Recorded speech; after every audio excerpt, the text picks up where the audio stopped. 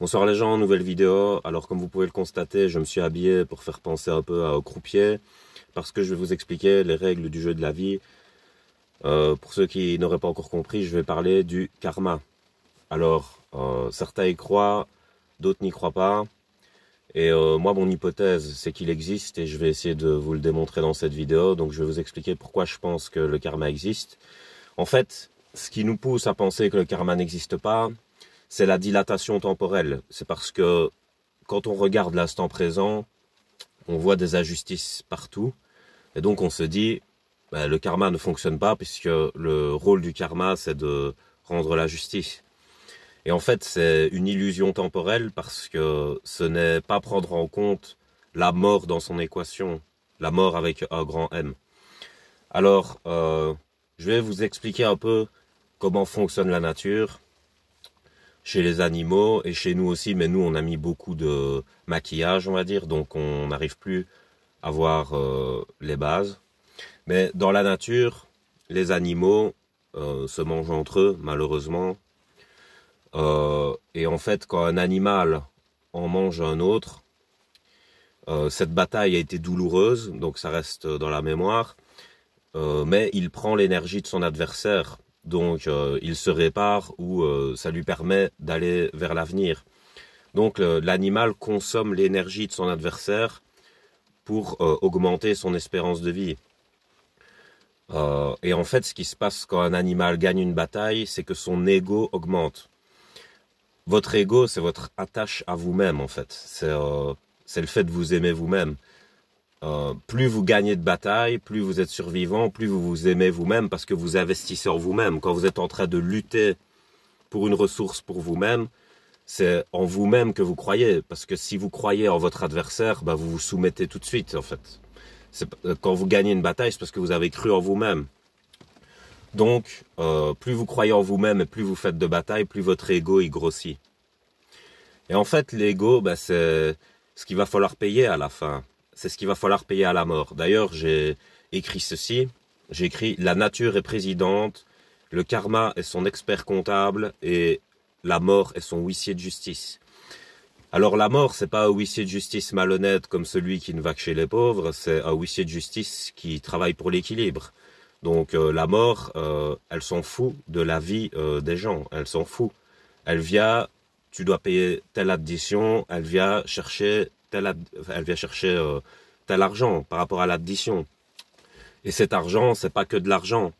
Dans la vie, c'est le plaisir qui nous rattache à la vie, c'est la souffrance qui nous en détache. Donc, plus on prend de plaisir, plus l'addition est grande quand on doit partir. Par exemple, si une personne a une famille qu'elle aime, pour parler pour tout le monde, si une personne a une famille qu'elle aime, bah, le fait de partir, c'est ne plus les voir, ou quand un d'eux part, c'est ne plus les voir, c'est ne plus voir cette personne. D'autres attaches, les attaches matérielles, si je suis milliardaire et que la terre c'est comme si c'était chez moi, que j'ai des yachts partout, des maisons partout, ben je dois tout quitter. Et c'est comme si je devais quitter chez moi. Et en fait, quand on se sent chez soi, on se sent à l'aise, on veut pas partir. C'est une zone de confort, le fait de se sentir chez soi. Les zones d'où on veut partir, ce sont les zones d'inconfort, c'est les zones où on se sent étranger, où on se sent pas chez soi. Donc par exemple, les pauvres qui sont exclus de la société, qui passent leur vie à souffrir, et ceux qu'on traite comme des lépreux depuis qu'ils sont nés, ils vont pas avoir du mal à partir, ils vont pas avoir une grosse addition à régler, au contraire c'est la mort qui va les payer. C'est-à-dire que quand vous êtes mal à l'aise à un endroit et que ce malaise est tellement grand que vous souhaitez partir, le moment où vous partez, c'est un soulagement. Et c'est ça que je disais avec le film Cœur de Dragon, quand il dit la phrase « Je veux que la mort soit une délivrance, pas un châtiment ». Mais en fait, il a mis le doigt dessus. Pour les riches, mais quel que soit le domaine de richesse, même la réflexion, parce que quelqu'un qui est au ras des pâquerettes, il va pas perdre sa perception quand il va mourir, parce qu'il n'a pas de perception. Donc c'est quelqu'un qui réfléchit, il va perdre sa perception en mourant, il va devoir la laisser partir. Et il y a de quoi s'y accrocher parce que c'est une richesse. Et donc dans Cœur de Dragon, en fait, il dit ça. Et j'ai remanié la phrase et j'ai dit, pour le riche, la mort est un châtiment, pour le pauvre, la mort est une délivrance. Et tout est équilibré. C'est comme ça que fonctionne la justice. Et donc, si par exemple, vous consommez pas beaucoup dans le restaurant, ce qui serait le cas d'un enfant, si un enfant s'incarne et puis qu'il meurt, bah, il n'a pas eu le temps de vraiment s'accrocher à la vie parce que il n'a pas vécu longtemps, il n'a pas gagné beaucoup de batailles, il n'a pas survécu, il n'a pas traversé la vie.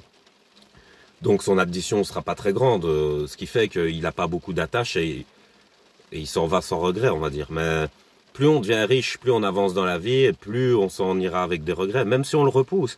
Vous pouvez voir des gens actuellement, si vous êtes malheureux, c'est pour ça que je vous donne des encouragements par rapport au sentiment d'injustice que vous pouvez avoir en vous. Parce que les pauvres actuellement, ils ont un grand sentiment d'injustice, ils voient les riches être heureux, les riches se sentir chez eux, voilà, donc eux ils se disent le monde est injuste, mais en fait dans la temporalité présente, oui ça a l'air injuste, mais au final c'est pas injuste. La mort elle vient et elle fait payer à tout le monde. Et les pauvres se font payer par la mort et les riches ils doivent payer très cher la mort. Parce qu'en fait ce que font les riches c'est comme si vous étiez au restaurant, la mort elle vient et elle vous demande l'addition et vous faites oh je reprendrai bien encore un plat en fait. Et les riches ils se croient plus intelligents que la mort en faisant ça, ils se disent j'ai repoussé la mort. Donc en fait, je suis immortel, donc en fait, il n'y a pas de mort, donc il n'y a pas de justice, il n'y a pas de karma, donc je peux être en roue libre, je peux acquérir encore plus. Mais c'est ridicule parce que la mort, elle fait que reporter l'addition et elle va rajouter le plat en plus que tu as pris. C'est-à-dire que tu as une attache supplémentaire maintenant, de laquelle tu vas devoir te séparer. Donc les gens, ils sont dans le déni de leurs attaches quand ils veulent devenir riches.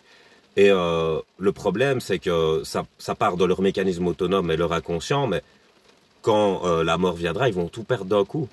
Et ça c'est une souffrance que je ne souhaite à personne.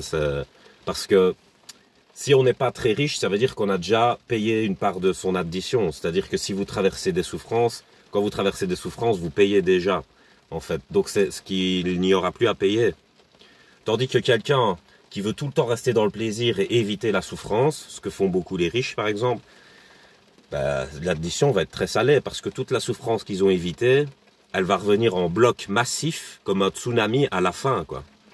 Alors que vous, ce sera une petite vague peut-être si vous avez déjà payé beaucoup et que vous n'avez plus beaucoup d'attaches en tant que pauvre. Voilà, donc c'est pour ça aussi que les riches défendent très fort leur ego et qu'ils ont plus vite peur que les pauvres parce qu'ils ont beaucoup plus à perdre en fait au final. Ils sont beaucoup plus corrosifs quoi. Et c'est normal, c'est comme ça, c'est dans la nature.